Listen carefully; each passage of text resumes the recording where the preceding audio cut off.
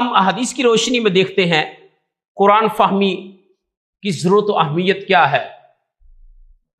حدیث ہے صحیح بخاری شریف میں، امام بخاری نے کتاب فضائل القرآن میں اس حدیث کو لیا، باب خیر من تعلم القرآن وعلمہ۔ حضرت عثمان غنی رضی اللہ تعالیٰ اس حدیث کو روایت کرتے ہیں، حضور نبی کریم صلی اللہ علیہ وسلم نے فرمایا خیرکم من تعلم القرآن وعلمہ۔ خیرکم، تم سب میں سے جو بہترین ہے وہ کون ہے؟ من تعلم القرآن، جو قرآن کو سیکھتا ہے۔ جو خیرکم ہے یہ سپرلیٹو ڈگری ہے، یعنی سب سے بہترین، سب سے افضل و اعلیٰ کون ہے؟ فرمایا من تعلم القرآن، جو قرآن سیکھے، وعلمہ، اور اسے دوسروں کو سکھائے۔ فرمایا یہ بہترین انسان ہے۔ لیکن آج ہم اس کو بہترین انسان سمجھتے ہیں کہ جس کے پاس دولت زیادہ ہے، پیسہ زیادہ ہے، اس کو آج ہم بہترین سمجھتے ہیں۔ لیکن بہترین انسان اللہ کے نبی صلی اللہ علیہ وسلم اس کو قرار دیا کہ جو قرآن مجید کی تعلیم سے اپنے آپ کو جوڑے رکھے، قرآن سے اپنے آپ کو جوڑے رکھے، قرآن فہمی سے اپنے آپ کو منسلک رکھے۔ جس کے پاس آج کوئی دنیوی عہدہ ہے بہت بڑا، ہم اس کو سمجھتے یہ بڑا بہترین انسان ہے۔ ہم دنیا کے زاویوں سے لوگوں کا سٹیٹس جو ہے، ان کے رتبوں کو آج پیمائش کرتے ہیں۔ جو دنیا دار جتنا بڑا ہوگا، جتنا بڑا دنیا کا عہدہ رکھتا ہوگا، آج ہم اس کو بہترین انسان قرار دیتے ہیں، جبکہ قرآن حدیث میں بہترین انسان اس کو کہا گیا کہ جو حقیقی معنوں میں اپنا تعلق قرآن حدیث کے ساتھ قائم کر کے اپنی زندگی کو قرآن حدیث کے مطابق اپنے آپ کو بدلتا ہے، وہ سب سے بہترین انسان ہے قرآن حدیث کی روشنی میں۔ دوسری حدیث کے الفاظ ہے، یہ بھی بخاری شریف میں ہے، ان افضلکم من تعلم القرآن وعلمہ۔ تم میں سے سب سے افضل وہ شخص ہے جو قرآن سیکھے اور سکھائے۔ سیکھنے سکھانے میں بہت وسیع مفہوم ہے۔ یہ جو قرآن پاک کو ناظرہ جو بچوں کو مساجد میں پڑھایا جاتا ہے، وہ بھی اس میں داخل ہے سیکھنے میں، اور جو علم و تجوید سیکھتے ہیں، سکھاتے ہیں، وہ بھی اس میں تعلم القرآن میں شامل ہیں، قرآن پاک کے سیکھنے میں شامل ہیں۔ جو قرآن پاک کو فقہ اور حدیث کی روشنی میں سمجھتے ہیں، تفسیر پڑھتے ہیں، پڑھاتے ہیں، وہ بھی اس معنی میں شامل ہیں۔ جو قرآن سیکھے اور سکھائے وہ بہترین ہے۔ تو یہ سارے لوگ بہترین ہیں۔ جو قرآن کے تلفظ صحیح پڑھا رہا ہے، سکھا رہا ہے، جو قاری بنا رہا ہے، بن رہے ہیں قاری، وہ بھی اس میں داخل ہے۔ جو عالم بن رہے ہیں، قرآن کے پاک کی تفسیر پڑھ رہے ہیں، مفسر بن رہے ہیں، وہ بھی اس فضیلت میں داخل ہیں۔ تو اس کا وسیع مفہوم ہے، خیرکم من تعلم القرآن وعلمہ۔ تم میں سے بہترین وہ شخص ہے جو قرآن سیکھے اور سکھائے۔ ایک حدیث امام مسلم نے نقل کی ہے فضائل القرآن میں، اور اس حدیث کو مشکات المصابیح میں بھی لیا گیا ہے، کتاب فضائل القرآن میں پہلی فصل میں لیا گیا ہے۔ حضرت عقبہ بن عامر حدیث کو روایت کرتے ہیں، آپ روایت کرتے ہیں کہ ہم صفہ میں موجود تھے۔ یہ مسجد نبوی کے ساتھ ایک چبوترا تھا جہاں پہ مہمان آتے تھے حضور نبی کریم صلی اللہ علیہ وسلم سے ملنے کے لیے، یا جو صحابہ کرام رضی اللہ تعالی عنہم دور دراز کے رہنے والے تھے، وہ یہاں آ کر علم حاصل کرتے تھے حضور کے پاس، یہی رہائش پذیر ہوتے تھے، یہیں پہ ٹھہرتے تھے، ان کا قیام یہیں پہ ہوتا تھا۔ تو یہ صفہ چبوترا تھا مسجد نبوی سے متصل۔ تو حضرت عقبہ بن عامر کہتے ہیں کہ ہم صفہ میں موجود تھے، حضور نبی کریم صلی اللہ علیہ وسلم ہمارے پاس تشریف لائے۔ حضور نبی کریم صلی اللہ علیہ وسلم نے فرمایا ایکم یحب ان یغدو کل یوم الی بطحان او العقیق۔ فرمایا کیا تم میں سے کوئی شخص یہ پسند کرتا ہے کہ وہ صبح سویرے مارننگ ٹائم جو مدینہ منورہ کے دو مشہور بازار ہیں بطحان اور عقیق، فرمایا کہ ان دو بازاروں میں کوئی شخص روزانہ جائے، پھر کیا کرے؟ فَيَأْتِيَ بِنَاقَتَيْنِ قَوْمَوَيْنِ، پھر وہاں سے دو اونچی اونٹنیاں لے کر آئے، اونچے قد والی، روزانہ دو اونٹنیاں لائے۔ فرمایا فی غیر اسم ولا قطع رحم، بغیر گناہ کیے، بغیر رشتہ داری توڑے، یعنی گناہ بھی مارننگ ٹائم نہ کرے، جائے اونٹنیاں لائے، رشتہ داری کو قائم رکھے۔ تو صحابہ کیا جواب دیتے ہیں؟ وہ کہتے ہیں کلنا نحب ذالک، صحابہ کرام رضی اللہ تعالیٰ فرماتے ہیں یا رسول اللہ ہم تو یہ سب چاہتے ہیں کہ دو روزانہ میں اونٹنیاں ملیں اونچے قد والی، ہم ان کے مالک بنے۔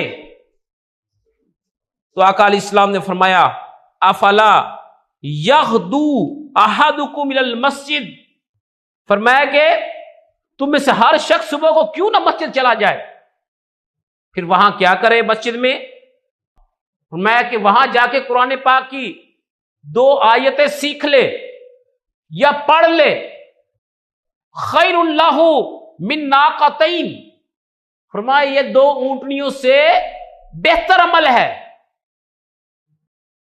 وثلاث خیر اللہ من ثلاث، فرمایا کہ تین آیتیں پڑھنا تین اونٹنیوں سے بہتر ہے،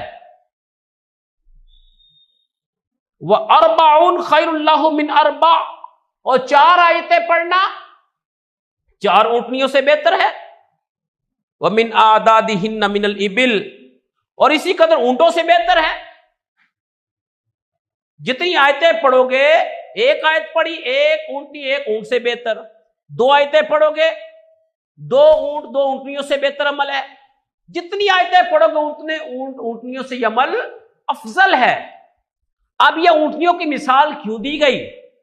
کیونکہ عرب کے اندر جو اونٹ ہیں اونٹنیاں، ان سے عرب کے لوگ بہت محبت کرتے تھے، یہ ایک ان کا پسندیدہ مال تھا، اس لیے ان چیزوں کی مثال دی گئی۔ ورنہ قرآن پاک کی ایک آیت کا سیکھنا پڑھنا پوری دنیا کے مال و متاع سے افضل ہے۔ دنیا کے اندر جو شے ہے سب سے عظیم عمل ہے قرآن کی ایک آیت کو سمجھنا پڑھنا، لیکن اونٹنی کی مثال اس لیے دی گئی کیونکہ عرب کے لوگ اونٹنی سے بڑی محبت کرتے تھے، ان کا پسندیدہ مال تھا، اس لیے مثال دے کر سمجھایا گیا۔ جیسے اب نماز ہے، یہ تمام چیزوں سے افضل عمل ہے، دنیا کی ہر شے سے افضل عمل ہے، لیکن دنیا داروں کو سمجھانے کے لیے جو فجر کی اذان میں الصلاۃ خیر من النوم کے کلمات پڑھے جاتے ہیں کہ نماز نیند سے بہتر ہے، کہ اس میں جو میٹھی نیند سونے والے ہیں ان کو سمجھانے کے لیے فجر کی اذان میں یہ کہا جاتا ہے الصلاۃ خیر من النوم، کہ نماز نیند سے بہتر ہے۔ حالانکہ نماز تو ساری دنیا سے بہتر ہے، دنیا کی ہر شے سے بہتر ہے، دنیا کے تمام مال و متاع سے بہتر ہے۔ تو الصلاۃ خیر من النوم کے کلمات جو اذان میں پڑھے جاتے فجر کی، وہ یہ سمجھانے کے لیے ہیں جو میٹھی نیند سوتے ہیں، کیونکہ اس وقت یہ چیز انہیں زیادہ پسند ہوتی ہے، میٹھی نیند سوئے رہنا، اس لیے اس کی مثال دی۔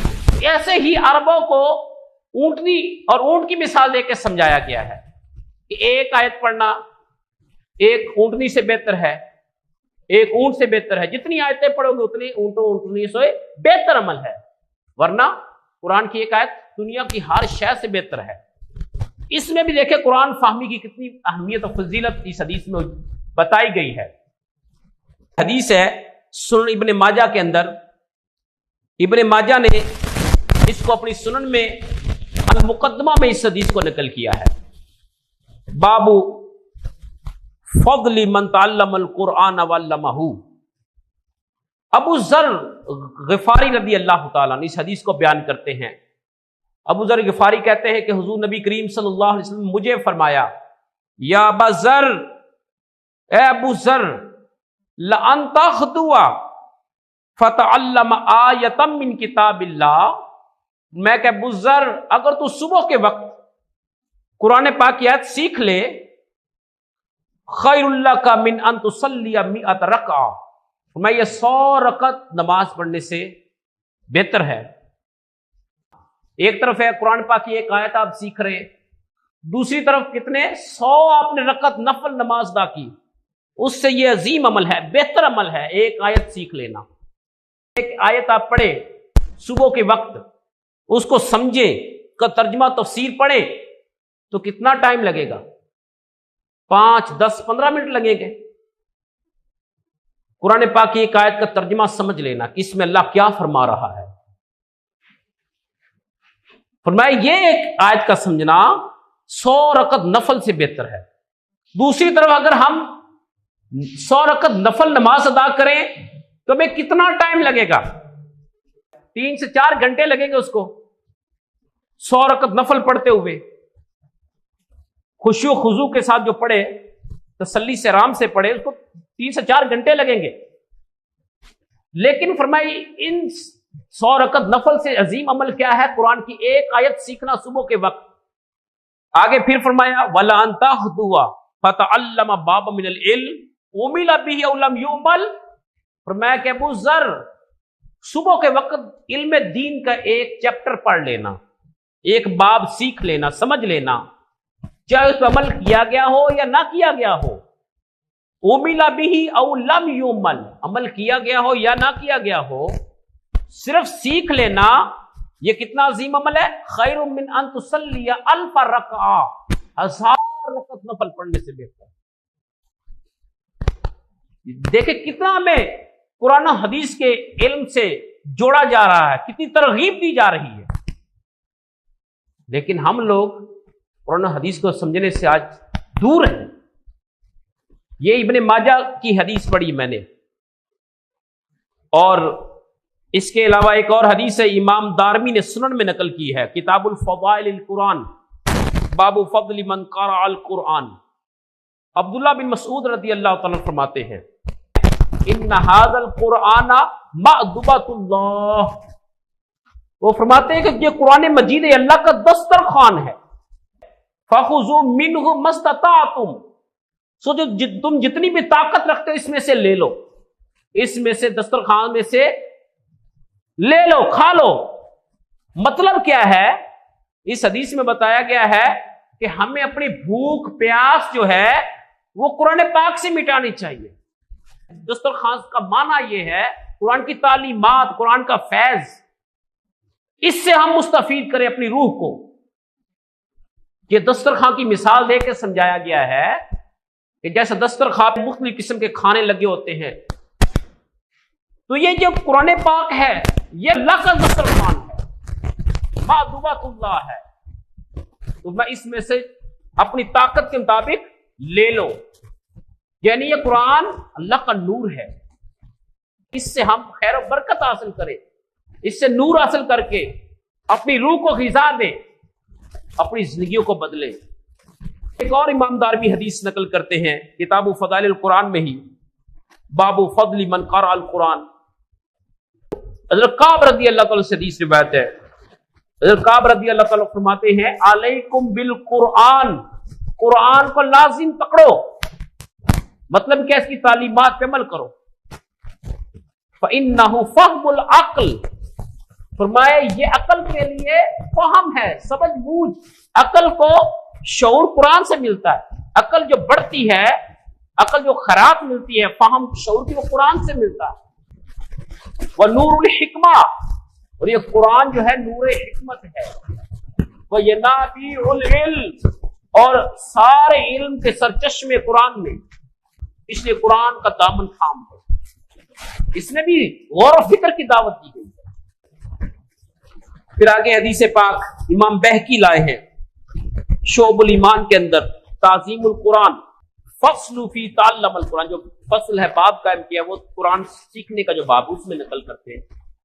ابو ہریرہ رضی اللہ تعالیٰ اس حدیث کو بیان کرتے ہیں کہ حضور نبی کریم صلی اللہ علیہ وسلم نے فرمایا من تعلم القرآن فی شبیبتہ، جو جوانی کے اندر قرآن سیکھتا ہے، تو اس کا کیا اجر ہے؟ میں اختلط القرآن بلحمہ والدم، تو قرآن پاک اس کے گوشت اور خون میں پیوست ہو جاتا ہے، لیکن قرآن پاک کا رنگ اس پہ چڑھ جاتا ہے، اس کے ظاہر پہ باطن میں قرآن پاک اتر جاتا ہے۔ جو جوانی میں قرآن سیکھتا ہے اور جو جوانی میں نہ سیکھ سکا، بوڑھا ہو گیا، اس کو بھی دعوت فکر ہے کہ وہ اب مایوسی کا شکار نہ ہو، یہ نہ کہ میں تو جوانی ضائع کر بیٹھا، اب میرے پاس تو وقت ہی نہیں بچا، بوڑھا ہو گیا ہوں، ذہن وہ نہیں رہا جوانی والا، اس کو بھی مایوس نہیں ہونے دیا۔ اس کے لیے بھی پیغام فکر ہے، دعوت فکر ہے اس حدیث میں۔ من تعلمہ فی کباری فہو ینفلت منہ ولا یترکہ فلہ اجرہ مرتین۔ فرمایا کہ جو بڑھاپے میں قرآن سیکھے اور سیکھتے سیکھتے بار بار بھول جاتا ہے، ترک نہیں کرتا، بھولنے کے باوجود بھی اپنا تعلق ولا یترکہ، اسے چھوڑتا نہیں ہے، یہ نہیں مایوس نہیں ہوتا، یہ نہیں سمجھتا کہ مجھے تو سمجھ نہیں آ، میں یاد کرتا ہوں، سنتا ہوں، بھول جاتا ہوں۔ فرمایا کہ اس کے جب بھولنے کے باوجود بھی اس سے اٹیچ رہے، قرآن سے چھوڑے نہیں، تعلق قائم رکھے، فرمایا فلاح اجرہ مرتین، اس کے لیے دوہرا اجر ہے، ڈبل اجر اس کو ملے گا۔ اس میں دیکھیں پیغام قرآن فہمی کا دیا گیا، قرآن کی طرف رغبت کا دیا گیا ہے کہ بندے اپنے آپ کو قرآن پاک کے ساتھ صحیح منسلک کر لے، جوڑ لے۔ آخری حدیث پاک امام ابن ابی شیبہ نے مصنف میں لی ہے، حدیث کا نمبر 30,158، اور امام بہقی نے اس کو عبداللہ بن مسعود سے روایت کیا ہے اپنی سنن الکبریٰ کے اندر، اور شعب الایمان میں بھی امام بہقی لائے ہیں اس حدیث کو۔